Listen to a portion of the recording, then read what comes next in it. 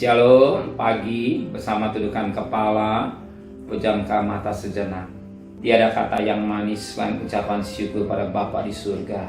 Oleh karena kasih karunia-Mu, kami terpelihara, kami rasakan bagaikan umat Israel berada di Goshen. Itulah boleh datang, tapi umat Israel terpelihara, kami juga terpelihara. Bukti pemeliharaan Engkau, kami masih bisa bernapas. Maka sebelum kami mengadakan atas lain, kami mengadakan mesbah keluarga, mesbah pribadi, dan kami boleh naikkan pujian penyembahan, dan kami rindu juga untuk mendengarkan renungan firman-Mu. Roh Kudus, lembutkan hati kami. Roh Kudus, urapi kami, urapi hamba-Mu, dan kami juga boleh naikkan doa syafaat kepada Tuhan. Haleluya, amin. Shalom, pagi. Mari sama-sama kita akan membuka Galatia pasal yang pertama. Galatia pasal yang pertama ayat 11 sampai ayat yang ke-23. Galatia pasal yang pertama ayat 11 sampai ayat 23. Bagaimana Paulus menjadi rasul? Sebab aku nugaskan kepadamu, saudara-saudaraku, bahwa Injil yang kuberitakan itu bukanlah Injil manusia, karena aku bukan menerimanya dari manusia, dan bukan manusia yang mengajarkannya kepadaku, tapi aku menerimanya oleh penyataan Yesus Kristus. Sebab kamu telah mendengar tentang hidupku dahulu dalam agama Yahudi. Tanpa batas aku menganiaya jemaat Allah dan berusaha membinasakannya. Dan di dalam semua agama Yahudi aku jauh lebih maju dari banyak teman yang sebaya dengan aku di antara bangsaku, sebagai orang yang sangat rajin memelihara adat istiadat nenek moyangku. Tapi waktu Ia yang telah memilih aku sejak kandungan ibuku dan memanggil aku oleh kasih karunia-Nya, berkenan menyatakan anaknya di dalam aku, supaya aku memberitakan Dia di antara bangsa-bangsa bukan Yahudi. Maka sesaat pun aku tidak minta pertimbangan pada manusia. Juga aku tidak pergi ke Yerusalem mendapatkan mereka yang telah menjadi rasul sebelum aku. Tapi aku berangkat ke tanah Arab. Dari situ kembali lagi ke Damsyik.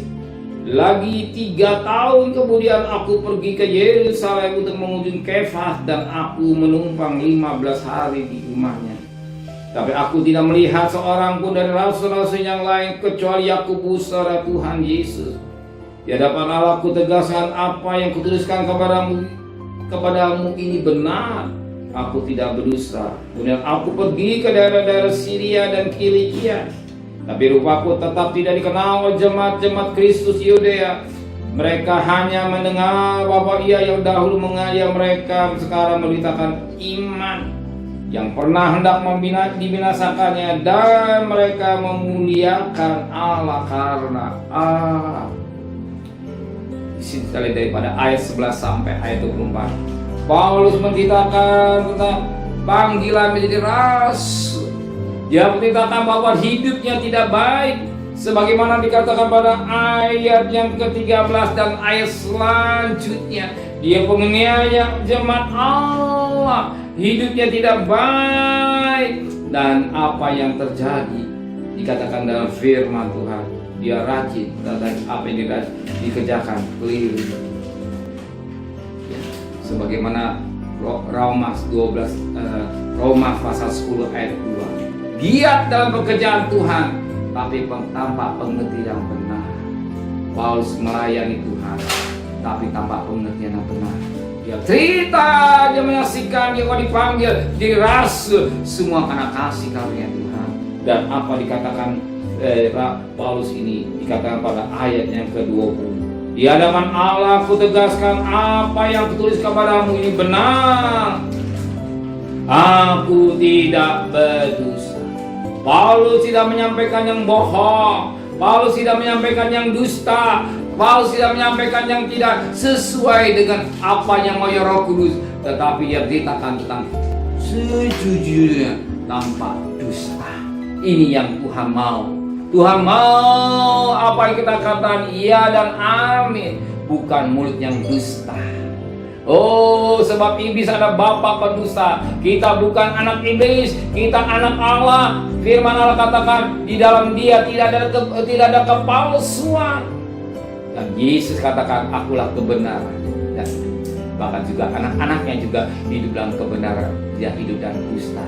Maka kita mohon kepada Tuhan, setiap pagi doa pagi, Tuhan sucikan mulut ini, jangan kami berkata dusta, tapi berkata yang benar.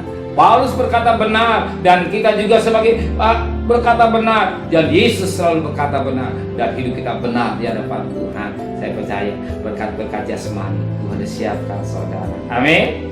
Berkat-berkat jasmani Dia sudah siapkan, sebab Dia kalau melakukan benar, Dia cinta kita, Dia memperhatikan kita. Amin. Benar, terima kasih Bapa di surga.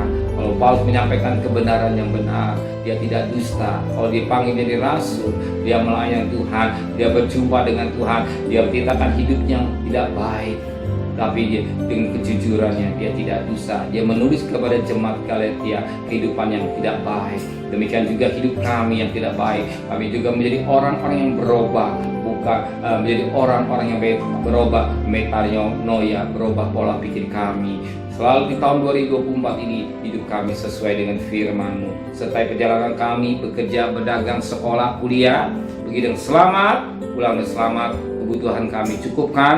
Pagi hari besok kami mengadakan mesbah kembali, warga atau kita pribadi. Berkati Bapak Presiden, Wakil Presiden, para Menteri, para Gubernur, para Bupati, para Wali Kota, para Camat, para Lurah, para RW, para RT, para medis, para relawan, para TNI Polri. Mereka sebagai hamba-hamba Allah, hikmat-Mu Kau berikan, supaya mereka takut kepada Tuhan, dan tahun politik tetap Kau beri keamanan negara kami Indonesia. Saudara yang kekasih, terimalah berkat nikmat dari Allah Bapa, cinta kasih sayang dari Tuhan Yesus Kristus, dan berkat Roh Kudus nyertai saudara mulai hari ini sampai Maranatha Tuhan Yesus datang. Yang cinta Dia katakan amin. Tuhan memberkatinya.